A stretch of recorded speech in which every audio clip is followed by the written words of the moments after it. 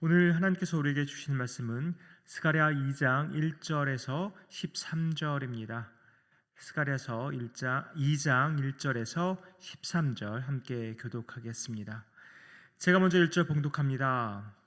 내가 또 눈을 들어본즉 한 사람이 측량줄을 그의 손에 잡았기로 내가 어디로 가느냐 물은즉 그가 내게 대답하되 예루살렘을 측량하여 그 너비와 길이를 보고자 하노라 하고 말할 때에 내게 말한 천사가 나가고 다른 천사가 나와서 그를 맞으며 이르되 너는 달려가서 그 소년에게 말하여 이르기를 예루살렘은 그 가운데 사람과 가축이 많으므로 성곽 없는 성읍이 될 것이라 하라.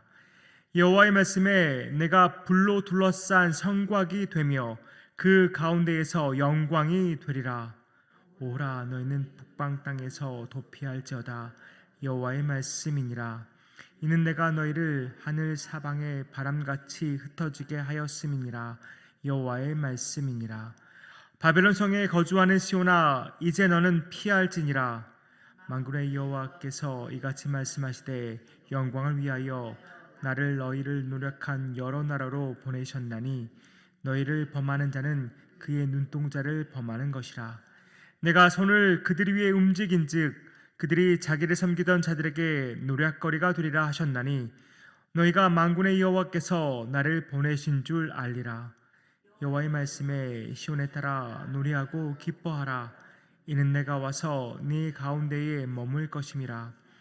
그날의 많은 나라가 여호와께 속하여 내 백성이 될 것이요 나는 네 가운데에 머물리라.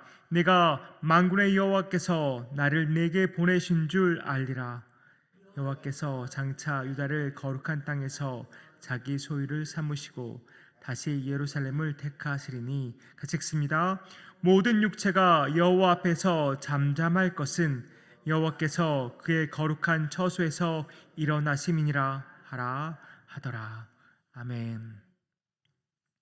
어제 본문부터 6장 15절까지 스가랴에게 8가지 환상이 임하게 됩니다. 이 8개의 환상은 공통적으로 말하는 바가 있는데 그것은 유다 공동체에 대한 소망과 회복의 미래를 약속하는 것입니다. 어제 본문이 2개의 환상을 말했었는데요. 첫 번째 환상은 하나님의 유다 백성을 위로하시고 그들의 회복과 확장을 예고하셨다면 두 번째 환상은 유다를 억압한 대적들의 심판을 선언하고 있습니다. 그렇다면 오늘 이제 이 본문이 세 번째 환상을 보여주고 있는데 오늘 본문에서는 무엇을 말하고 있을까요? 1절을 보니까 측량줄을 들고 있는 한 사람이 등장합니다. 스가랴 1장 16절에는 먹줄이 나왔었는데 오늘은 측량줄이 등장합니다. 이 두 줄의 차이점은 뭘까요? 먹줄이 여호와의 성전 재건과 관련이 있다면 측량줄은 예루살렘 성벽 재건과 관련이 있다고 할 수 있습니다. 그래서 스가랴가 그 사람에게 측량줄을 들고 어디로 가냐고 묻고 있습니다. 그랬더니 예루살렘을 측량하러 간다고 말하고 있습니다. 이어서 이제 3절과 4절을 보면 좀 여러 인물이 등장해서 좀 말이 헷갈리긴 합니다. 근데 잘 살펴보면 스가랴와 말을 하고 있던 천사가 이제 떠나려고 합니다. 그때에 다른 천사가 와서 그 천사에게 이제 말을 하죠. 측량줄을 들고 예루살렘을 향하고 있는 그 소년에게 달려가서 말을 전해주라는 겁니다. 무슨 말을 전해주냐면 예루살렘은 성곽이 없는 성읍이 될 거라고 말을 전해주라고 합니다. 성곽이 없는 성읍이다. 그 말은 무엇일까요? 성벽을 재건할 필요가 없다는 말입니다. 다른 말로 하면 지금 측량줄로 너비와 길이를 잴 필요가 없다는 말입니다. 이유가 궁금하죠? 이유가 무엇입니까? 4절을 보니까 이렇게 말합니다. 제가 세 번역으로 읽어드리겠습니다. 예루살렘 안에 사람과 짐승이 많아져서 예루살렘이 성벽으로 두를 수 없을 만큼 커질 것이다. 결국 유다가 엄청나게 번영하고 확장할 것이라는 예언의 말씀인 것이죠. 그런데 성도님들, 아무리 성읍이 커진다고 해서 성벽이 없다면 안전이 보장되지 않을 것 같습니다. 아무래도 좀 위험할 것 같지 않습니까? 적들이 쉽게 그 성읍으로 침투해서 공격할 수 있을 것 같은데, 그런데 유다 백성들은 이 상황 속에서도 걱정하지 않아도 됩니다. 왜냐하면 5절 말씀 때문입니다. 세 번째로 읽어드리겠습니다. 바깥으로는 내가 예루살렘의 둘레를 불로 감싸 보호하는 불성벽이 되고, 안으로는 내가 그 안에서 살면서 나의 영광을 드러내겠다. 나 주의 말이다. 주님이 말씀하고 계십니다. 주님이 친히 예루살렘을 둘러싸는 불성곽, 불성벽이 되겠다고 말씀하십니다. 그뿐만 아니라 그 안에 살면서, 그 안에 머물면서 하나님의 영광을 드러내겠다고 말씀하고 계십니다. 우리 인간이 생각하기에는 성읍을 둘러싸고 있는 물리적인 성벽이 너무나 중요하게 여겨집니다. 그렇게 생각할 수 있는 것은 너무나도 자연스러운 일이라고 할 수 있는데요. 그러나 하나님 편에서는 그 물리적인 성벽은 그다지 중요하지 않습니다. 실제적으로 예루살렘 백성을 보호하는 것은 그 성벽이 아니라 하나님이시기 때문입니다.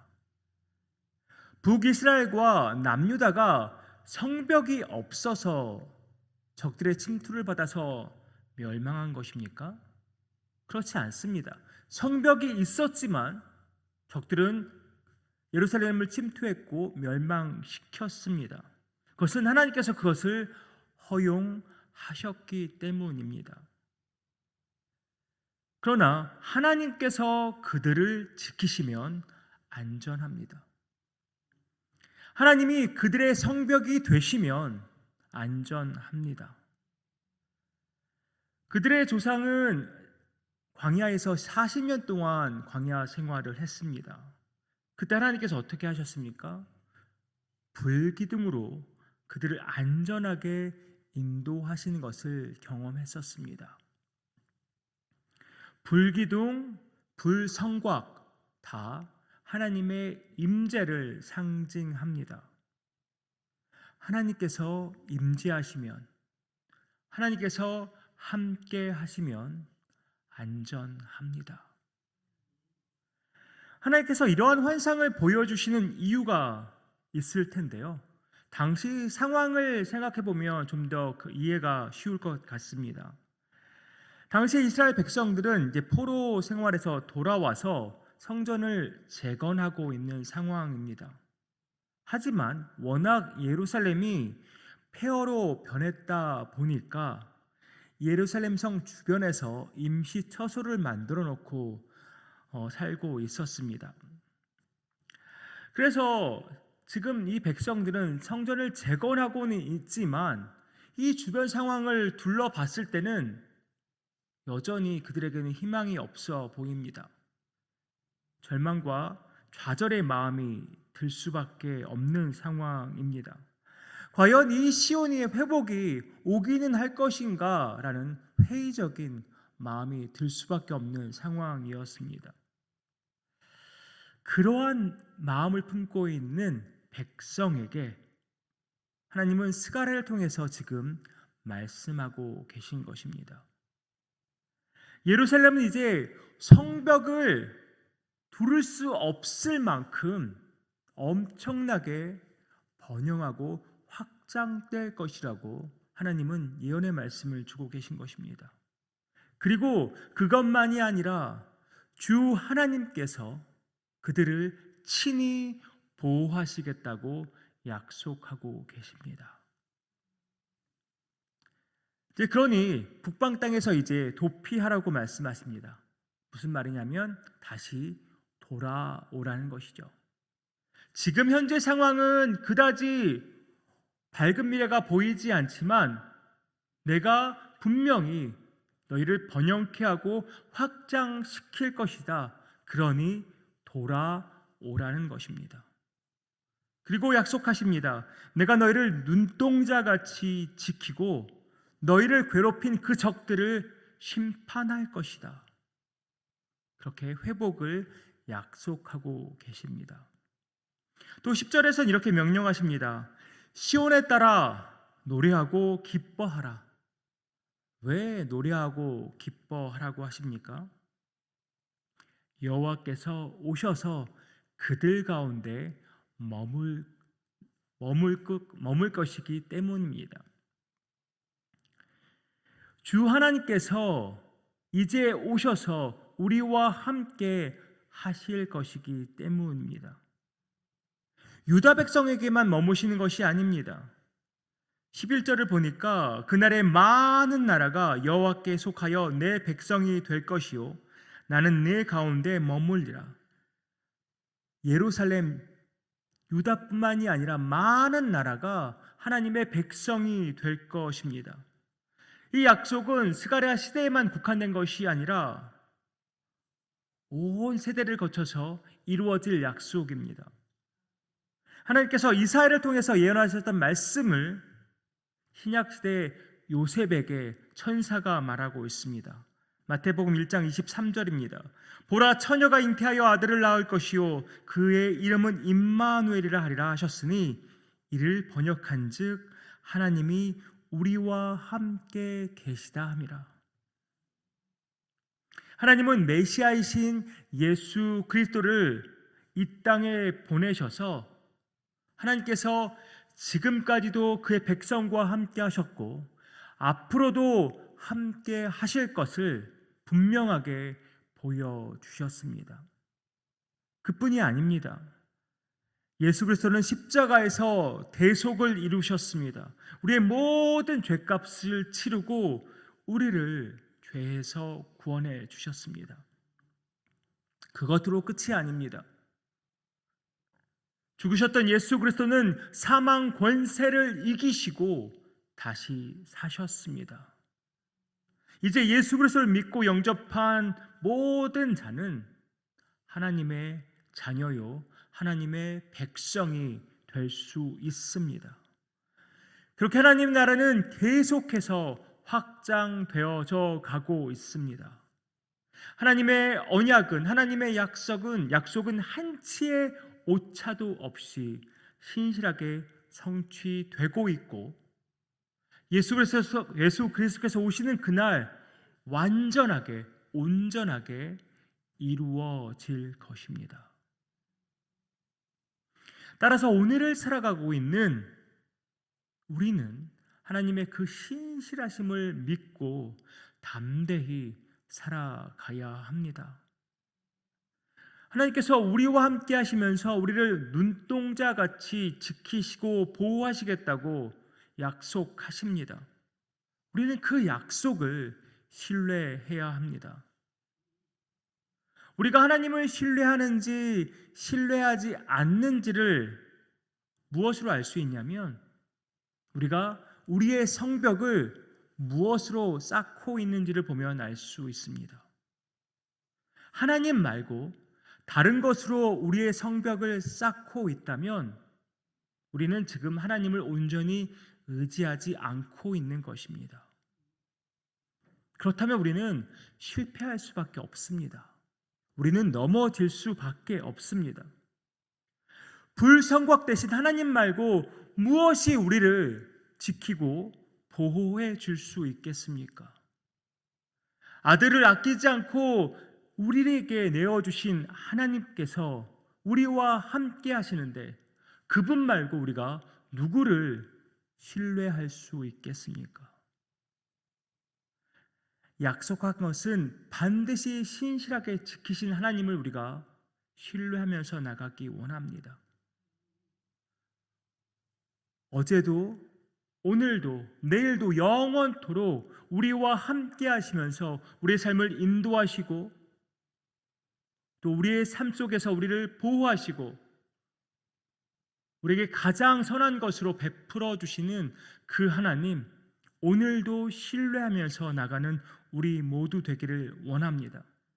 그렇게 우리 안에서 역사하시는 하나님을 경험하면서 예수 그리스도 안에서 항상 기쁨과 감사를 경험하면서 참된 평강을 경험하면서 살아가는 저와 여러분 되기를 주님의 이름으로 축복합니다. 기도하겠습니다. 아버지 하나님, 주님의 약속을 신뢰합니다. 우리와 늘 함께하사 우리의 불성곽 되시는 하나님을 의지합니다. 주변을 둘러보면 우리의 상황은 여전히 희망이 없어 보이고 참으로 절망스러운 일들이 많지만 우리의 불성곽 되신 하나님을 의지하여서 주 안에서 우리가 안전함을 고백합니다. 아버지 하나님, 오직 주님만 바라보고 나가기 원합니다. 내가 내 힘으로 또 내가 생각한 많은 것들로 성벽을 세우는 것이 아니라 오직 여호와 하나님만이 나의 성벽이 되시고 든든히 내가 그 안에서 안전함을 고백하며 온전히 신뢰와 의지를 보이는 믿음의 삶 살아가는 뇌장의 모든 권속들 되기 원합니다. 주님 함께하여 주시옵소서. 이 모든 말씀 예수 그리스도의 이름으로 기도하옵나이다. 아멘.